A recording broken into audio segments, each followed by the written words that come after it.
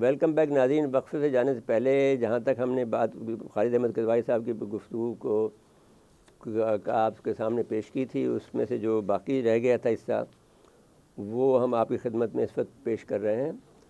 انہوں نے کہا کہ کانفرنس کا تھیم یہ خیال پاکستان روس relation emits transforming global order, تیزی سے بدلتے ہوئے اور اسی طرح تیز رفتار سے بدلتے ہوئے عالمی نظام کو مد رکھتے ہوئے چنا گیا ہے.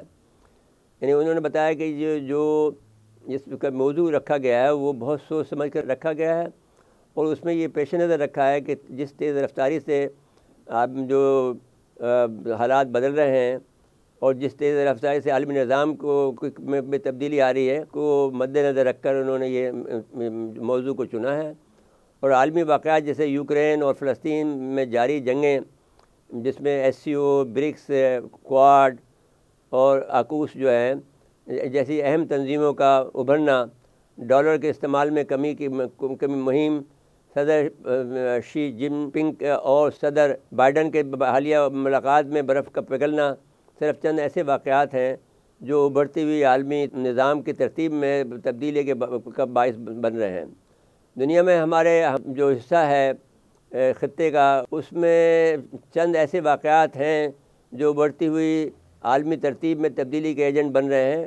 دنیا میں جو عالمی نظام کی ترتیب ہے اس کا ایجنٹ بن رہے ہیں، اور دنیا میں ہمارا خطہ جو ہے وہ ان پیش رفتوں سے ہمیشہ متاثر ہوتا ہے، خاص طور پر جب سے صدر اوباما کی ایشیا کو محدود بنانے کی پالیسی نے جڑ پکڑی ہے اور ہمارے خطے میں اسٹریٹجک اثرات پیدا کرنا شروع کیے ہیں. اس سے پہلے بھارت کو نیوکلیر سپلائی گروپ کے 47 ممالک ہیں ان کے ساتھ تجارت کرنے کا اور آزادانہ تعلقات بڑھانے میں چھوٹ دینے کی جو امریکی پالیسی نے پاکستان کے سیکورٹی خدشات کو بڑھا دیا ہے اور پاکستان کے اسٹریٹجک رد عمل کے اختیار پر دباؤ ڈالنا جاری رکھا ہے. پاکستان کا جو رد عمل ہے وہ اسٹریٹجک رد عمل ہے، وہ ظاہر ہے اس پر دباؤ پڑ رہا ہے تو اس کو ویسے اپنے فیصلے کرنے پڑ رہے ہیں. تو خالد کدوایی صاحب نے تو یہ صرف اتنا ذکر کیا کہ پاکستان کے اسٹریٹجک رد عمل کے اختیارات پر دباؤ ڈالنا جاری رکھا ہے. ان کا کہنا ہے کہ بدلتے ہوئے عالمی نظام کی اس بڑی تصویر میں پاکستان روس کے تعلقات کو دیکھنے اور سمجھنے کی ضرورت ہے، اور ماضی میں ہمارے تعلقات میں اتار چڑھاؤ کے چکر دیکھے ہیں. حالانکہ میں اعتماد کے ساتھ کہہ سکتا ہوں کہ اس وقت اور کچھ سالوں سے تعلقات پختہ ہو چکے ہیں اور ایک مثبت موڑ کے ساتھ مستقبل ترقی رفتار پر ہیں. انہوں نے کہا کہ اگرچہ یہ رشتہ ایک مثبت تعلق سے شروع ہوا لیکن پھر کہیں راستے میں بدقسمتی سے یہ نیچے کی طرف ڈوب گیا. اس کی وجہ اس وقت کے موجودہ جغرافیائی، سیاسی اور سلامتی کے ماحول اور بعض اوقات غلطیاں رہی ہیں. تاہم 1965 میں ایک نسبتاً اونچا مقام آیا جب اس وقت کی سوویت یونین نے 1965 کی جنگ کے بعد ہندوستان اور پاکستان کے درمیان میں مذاکرات کی نگرانی کی، جس کے نتیجے میں تاشقند میں ہندوستان اور پاکستان کے درمیان میں ایک امن معاہدہ ہوا، اور اس کی وجہ سے اگلے چند سالوں تک تعلقات میں گرمجوشی دیکھنے میں آئی. یہاں تک کہ 1971 میں پاکستان اور بھارت کی جنگ کے دوران اور اس سے پہلے کے درمیان تیز ہواؤں کا سامنا کرنا پڑا. تاہم 1972 میں پاکستانی حکومت نے ایک بار پھر تعلقات کو بحال کیا، اور اس دور کی علامت سوویت یونین کی طرف سے کراچی میں پاکستانی اسٹیل مل کی تعمیر تھی اور دفاع سمیت دیگر شعبے میں بھی تعاون تھا. مجھے پیشہ ورانہ جوش و خروش یاد ہے جب 1973 میں ایک نوجوان کپتان تھا. یہ خالد احمد کدوایی صاحب کہہ رہے ہیں. حال ہی میں ہندوستان میں 2 سال سے جنگی قیدی رہنے کے بعد وطن واپس آیا تھا، اور میری ریجمنٹ کا میڈیم توپ خانہ روسی 130 mm بندوق سے لیس تھا یا توپ سے لیس تھا. یہ اس وقت پاکستان کی سب سے لمبی شوٹنگ آرٹلری کی گن تھی. اب میں دراصل میں آرٹلری گن کہتے ہیں، اس کو کہتے ہیں جس کو ہم نے بندوق کہا ہے. تو یہ 130 mm آرٹلری گن تھی. یہ اس وقت پاکستان کی سب سے لمبی شوٹنگ آرٹلری گن تھی، جس کی زیادہ سے زیادہ رینج کا تقریباً 30 کلومیٹر تھی، اور ریجیمنٹ کو اس حقیقت پر بہت فخر تھا. بندوق میں یہ آرٹلری گن میں بڑے پیمانے پر کراس گن اور گاز جیپیں بھی شامل کی گئی تھی.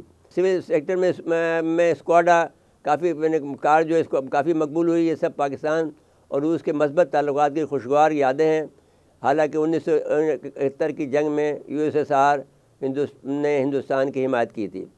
یہ مثبت رجحانات ایک بار پھر افغانستان میں رہنے والی دہائیوں کی جنگ سے متاثر ہوئے. افغان جنگ کے بعد کے اثرات نہ صرف سوویت یونین کے ٹوٹنے کے بعد روس اور وسطی ایشیائی ریاستوں میں اندرونی عدم استحکام کی وجہ سے برقرار رہے، بلکہ پاکستان میں بھی افغان مہاجرین کی آمد کے اثرات کے ساتھ منشیات اور ہتھیاروں کے عام استعمال سے متاثر ہوا۔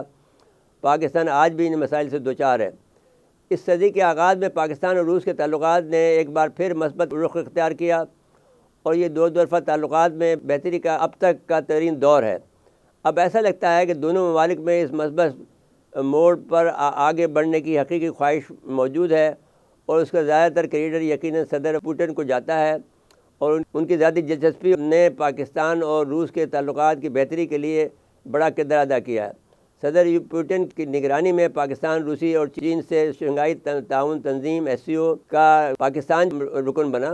پاکستان کی نظر میں یہ بھی تھا کہ جب بھی پاکستان کو غذائی عدم تحفظ کا دور میں گندم درآمد کرنے کی ضرورت پڑی تو روس سے فوری جواب ملا، اور ابھی حال ہی میں پاکستان کو روس سے تیل کی 2 کھیپیں وصول ہوئی ہیں، اور مزید کھیپوں کے معاہدے جاری ہیں۔